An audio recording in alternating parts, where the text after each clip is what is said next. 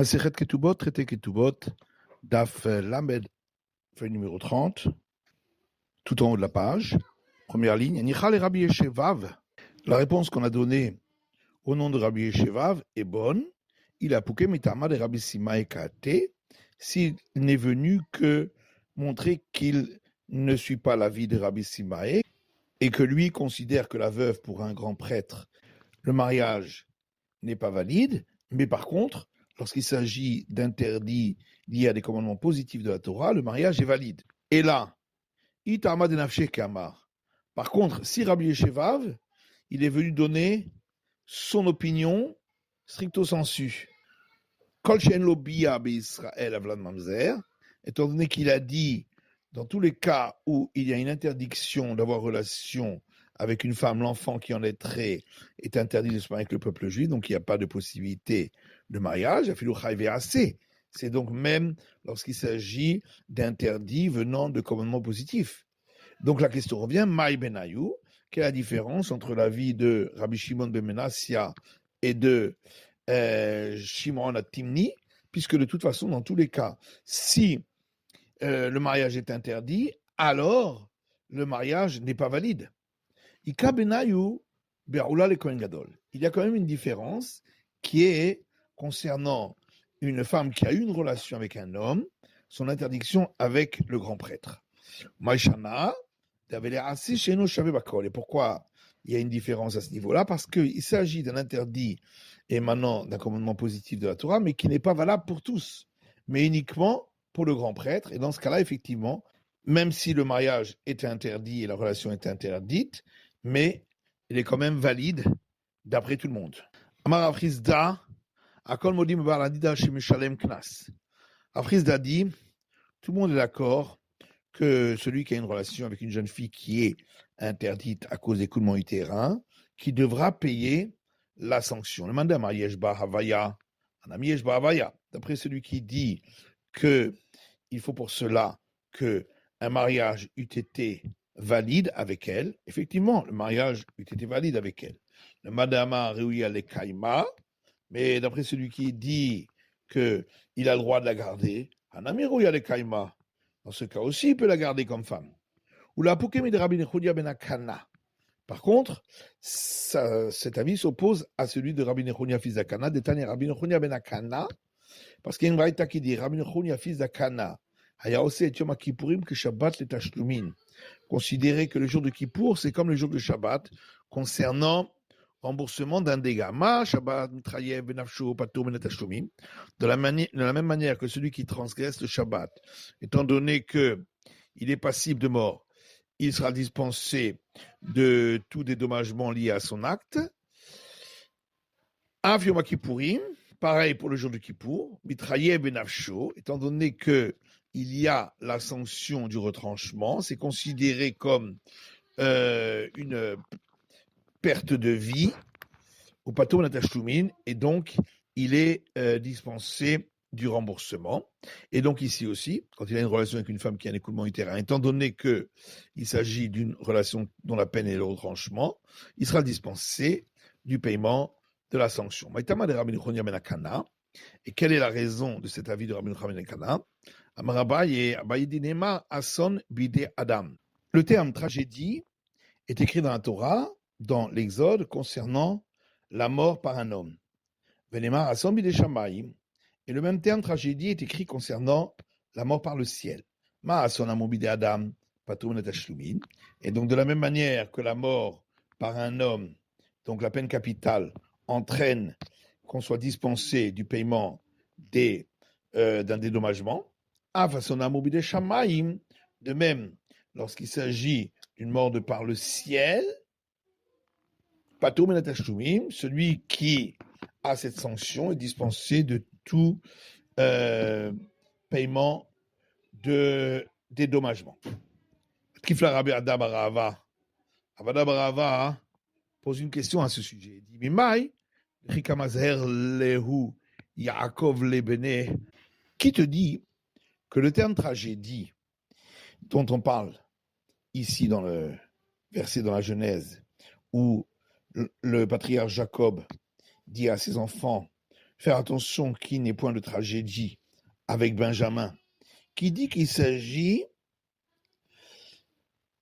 de Altsinim ou Pahim de Bidé Shamaim Ninou, de prendre froid ou d'attraper chaud, où il s'agit de tragédie de par le ciel.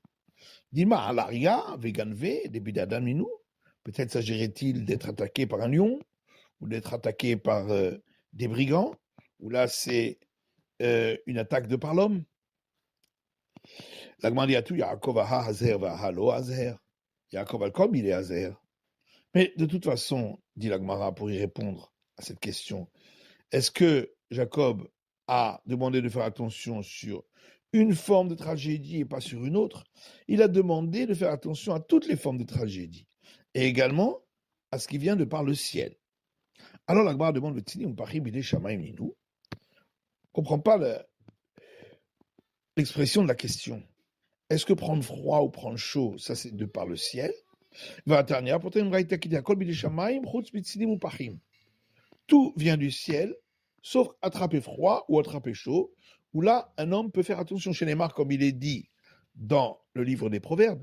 Sinim pachim bederech aikesh, attraper froid ou attraper chaud, ça c'est prendre un chemin tortueux. Shomer nafsho yichak mehem. Celui qui fait attention à lui s'en écartera. Et maintenant, être attaqué par un lion ou attaqué par des brigands, ça s'appelle attaqué par un homme. Vamar Rabbi Yosef, pourtant Rabbi Yosef dit, et de même Rabbi Chia rapporte une braïta qui dit, Miyom shechareb et amigdash, depuis le jour où le temple a été détruit, aval pi shebatlu Sanhedrin, bien que dès ce moment-là, le Sanhédrin a cessé d'être en fonction, Abba mitot lo batlu. Les 4 types de peine de mort par le tribunal n'ont pas cessé. Ha batlu lehu. Et on pose une question, mais bien sûr qu'elles ont cessé. Et là, mais c'est pour dire, din arba mitot lo batlu, que les sanctions qui peuvent être reliées à ces 4 types de peine de mort n'ont pas cessé. Miché Traev, c'est qui là? Celui qui aurait dû recevoir la lapidation, au nofer minagag, ou bien il tombe du toit, au chaya dorsato, ou une bête sauvage l'écrase, Miché Traev srefa, celui qui était passible de la peine de mort par être brûlé, au nofel bidleka, où il tombera dans un incendie, au nachash makisho, où un serpent le mordra et sera brûlé par son venin. Au Miché Traev ariga, celui qui était passible de la peine de mort par l'épée, au Nimsar le Malchut, où il va tomber entre les mains de l'empereur qui va le tuer au fil de l'épée, au Listim Bain Alav, ou bien des brigands vont s'attaquer à lui et vont le tuer au fil de l'épée.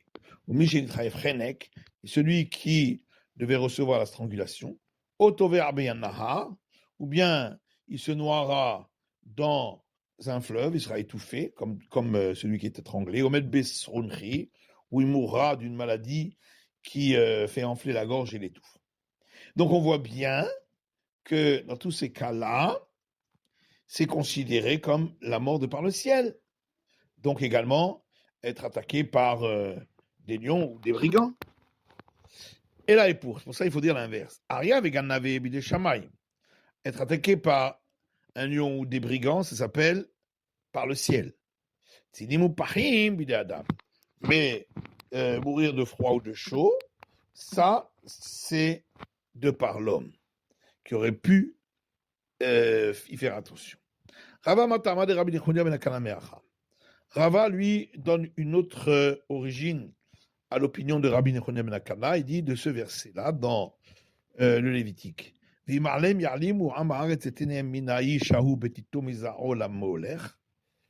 10, si le peuple de la terre vont détourner leurs yeux de l'homme qui donne de sa descendance au Moloch, je placerai, moi, ma face et mon courroux sur cet homme et sur sa famille, et je le retrancherai. Amra Torah karet sheli kimita shelachem. Donc on voit que le retranchement qui vient de par le ciel, c'est comme la peine de mort par l'homme.